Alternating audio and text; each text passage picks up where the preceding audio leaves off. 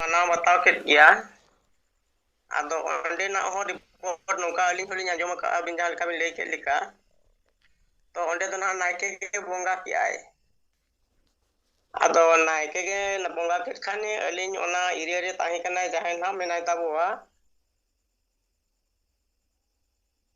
उनी चिली को मेताया जगदीश मुर्मू मीडिया वाला ताबोन हा आदो उनी ठेलिन फोन ला अलिन आदो उनकिन लिन मेताइन कना उनके बिन ना डेबरी सोरे अडी न्यूद गे बिन दोहेत दो आर कम से कम मार्शल बिन आदो उनकिन के लई किया नौका तो गमके तेहें नवा केसपाड़ा सुमुंग दो बांगा आले नवा एरिया तो पे जगह रे हुयुग कना आदो ओका जों आर बारे अतु तो बलिं रे आले बड़ा के गयाय जगदीश मुर्मू आदो मार आर नवा अतु रे नवा एरिया रे आले एरिया रे जदी अलिन नवा लिन भाइरल ला नवा जिनिस को कुसी में बांगलिन कुसिया कान गया एखन अलिन ओड़ा होय नाम कते को दाल लिया नवा कथा किन मेन किया आर आबो सिंगेला आइडल जे जहां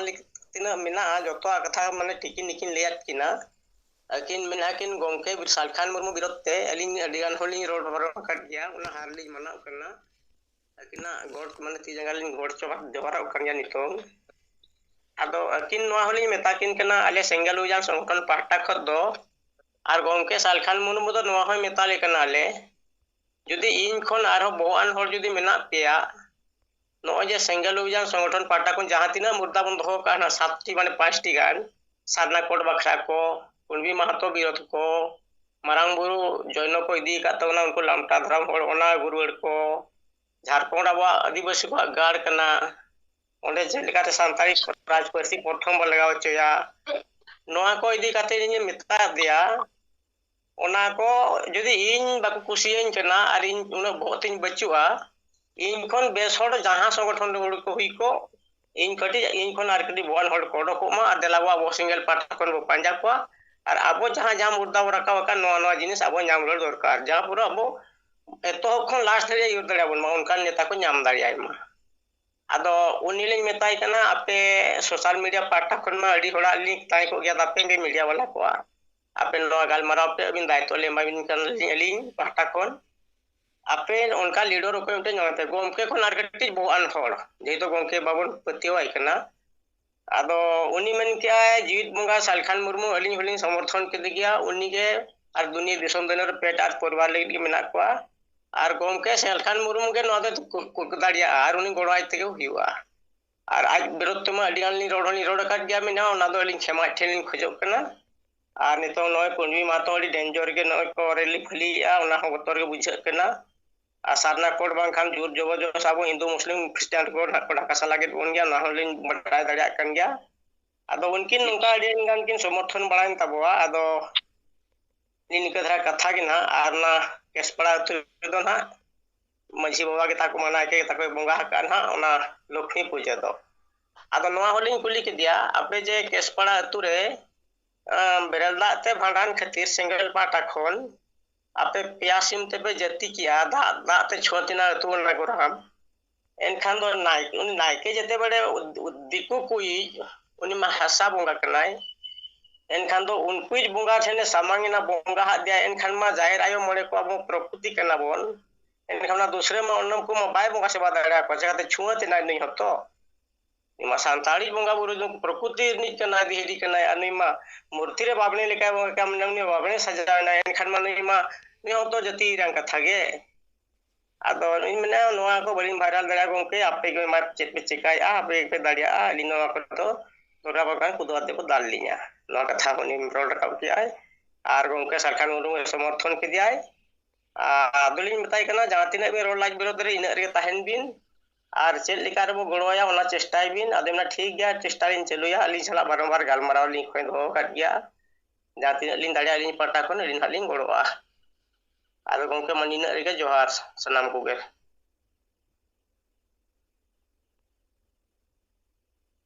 गोंके आंजम लेन जा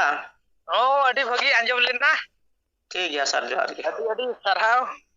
कोरंजिया ब्लॉक सिंगल पारगना सिद्धर टुडू आदो नय सिरी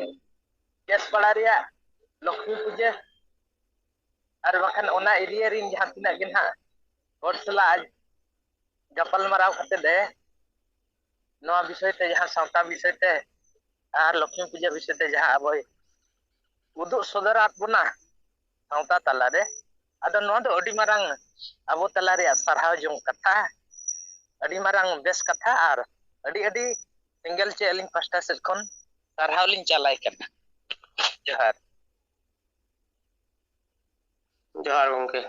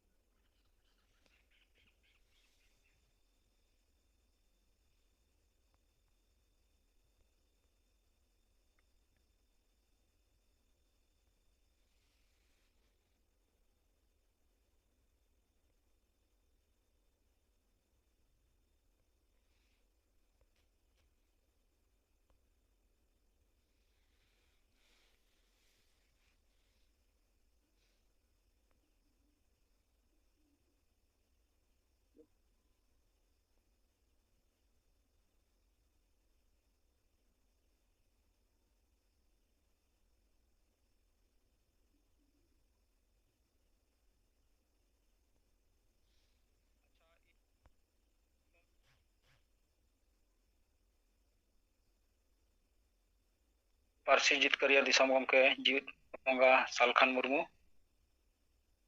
और मैडम सुमित्रा मुर्मू और नवा जूम रे सेटरकन याय राजरिन जते कोगे सेंगेल जोहार आदो अब पांड लेकाते हिन ले अंजम अबना आदो नवा महीना जहां 6 हड़ को भेजा का और उनको नितुम को लेन छटियरा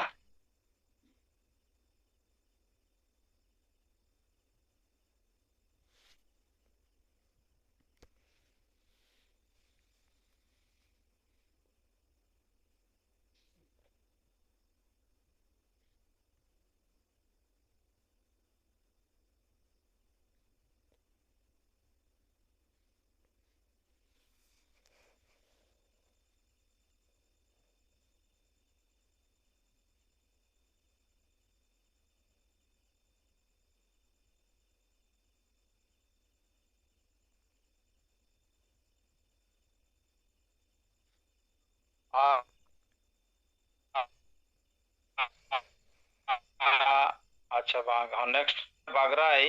नितुम रे मेना 12,000 टका भेजा का आतो बागराई दो कोई कनाय तबो पे लई खान ठीका आ नोडे रजिस्ट्रेशन दो बागराई नितुम ते दो बाय रजिस्ट्रेशन कना और जहां को जदी रजिस्ट्रेशन को बानु खान आपे ओना स्क्रीनशॉट कोते होपे भेजाया व्हाट्सएप रे एनखान ठीका और ओका को चोना नितुम बाय रखाबा नवा ये करे हो जहां पे भेजाया ओका करे खन पे भेजाया चेत चेत जगह खन तो ओना तरह को नितुम बाय रखाबा तो ओना दो स्क्रीनशॉट कते दिया बांखान ओना पुरजे जहां जामा रसीद ओंडे पे ऑल का खान और व्हाट्सएप ते पे भेजा लखान ठीका ना दो ओकोया कना तो बागराय ओकोय कना ना बोन लया नुया रजिस्ट्रेशन बनुआ 12,000 टका भेजा का नेक्स्ट अनिमा मुर्मू नुई 1500 भेजा का और उनका के 7 अक्टूबर रे रवि नारायण सोरेन भुवनेश्वर नुई 900 भेजा का तो उनका ते 700 टका नतो धरी भेजा कना आदो ठीक गया नुकु अड़ी सरहाव अच्छा बागराय टुडू आम टीम तू लका मसले में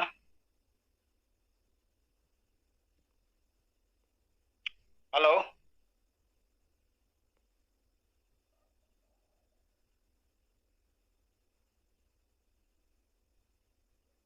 हाँ बागराय टुडू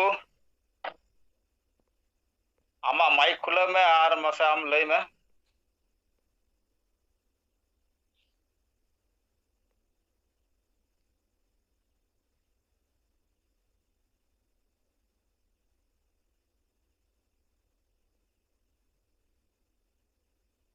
ᱟᱫᱚ ᱵᱟᱜᱽᱨᱟᱭ ᱴᱩᱰᱩ ᱦᱟᱛ ᱛᱤ ᱢᱟᱭ ᱛᱩᱞ ᱟᱠᱟᱫ ᱯᱟᱞᱮᱫ ᱢᱟᱭᱤᱠ ᱵᱟᱭ ᱠᱷᱩᱞᱟᱹᱣ ᱫᱟᱲᱮᱭᱟᱜ ᱠᱟᱱᱟ ᱥᱮ ᱪᱮᱫ?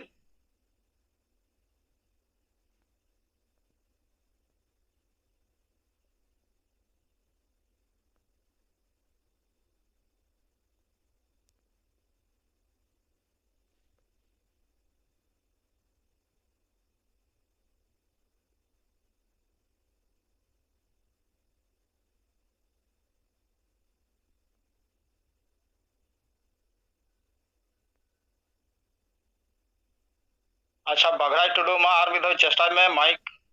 ᱠᱷᱩᱞᱟᱹᱣ ᱠᱟᱛᱮᱫ ᱮᱢ ᱞᱟᱹᱭᱟ ᱟᱨ ᱟᱢᱟᱜ ᱴᱷᱟᱹᱣᱠᱟᱹ ᱵᱩᱴᱟᱹᱢ ᱞᱟᱹᱭ ᱞᱮᱠᱷᱟᱱ ᱵᱚᱱ ᱨᱮᱡᱤᱥᱴᱨᱮᱥᱚᱱ ᱢᱮᱭᱟ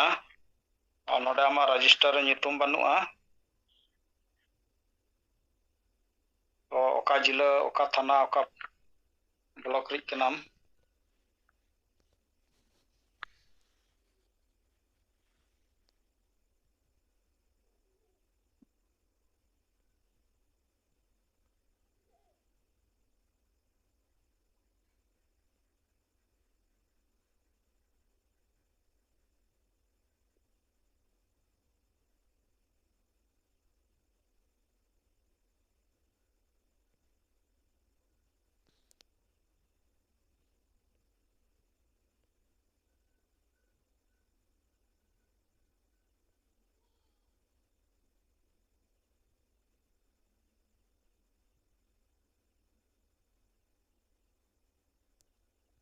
ᱟᱪᱪᱷᱟ ᱴᱷᱤक ᱜᱮᱭᱟ ᱵᱟᱜᱽᱨᱟᱭ ᱧᱩᱛᱩᱢ ᱛᱮᱜᱮ ᱵᱚᱱ ᱚᱞ ᱠᱟᱭᱟ ᱱᱚᱛᱮ ᱨᱮᱡᱤᱥᱴᱟᱨ ᱨᱮ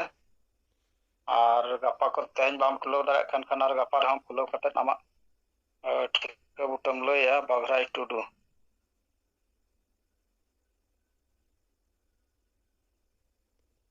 ᱵᱟᱜᱽᱨᱟᱭ ᱴᱩᱰᱩ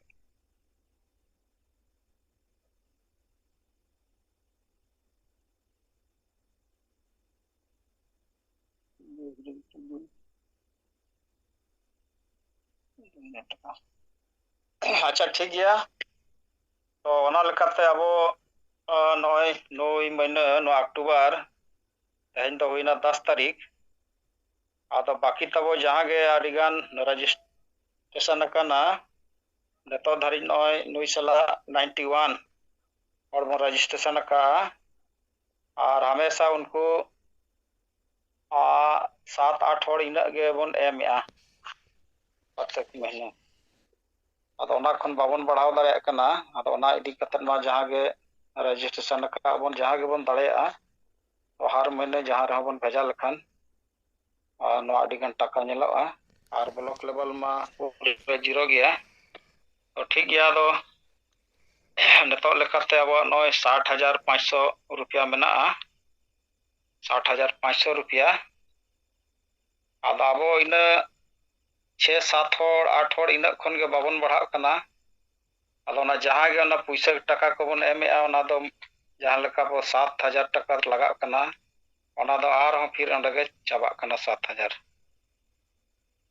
अदो ओना लेका ताबो जदी नोडे ना सांगे ते सांगे बन भेजा लेखान आडी गान टाका ताबो नेल ᱧᱟᱢᱚᱜᱼᱟ अदो ठीक गया अब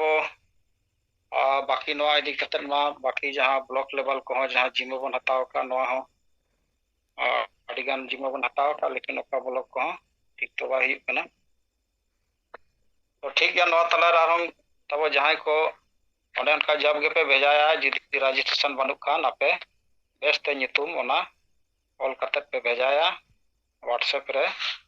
अब नोडे बन रजिस्ट्रेशन पिया नोआ तला खन ठीक गया और कोई को जहाना को छुटाव कान खान पे लैया मा सनम को जहार